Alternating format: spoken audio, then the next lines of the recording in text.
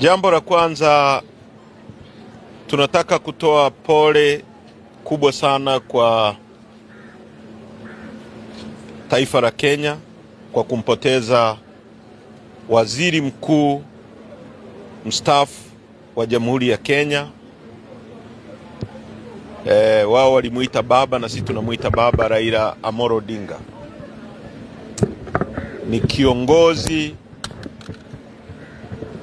wa siasa za mageuzi na vyama vingi Afrika. Ni mtu ambaye alikuwa na consistency kubwa sana katika kupigania mageuzi ya kidemokrasia na siasa za vyama vingi kwenye nchi yake ya Kenya, na athari za mapambano yake zimefikia mpaka kwenye mataifa mengine ikiwemo Tanzania.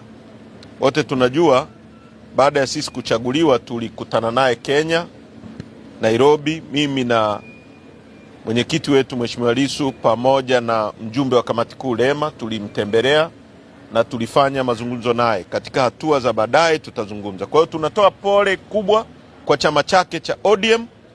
Tunatoa pole kubwa kwa nchi ya Kenya na kwetu sote wa Afrika, kwa sababu tumepoteza mtu muhimu.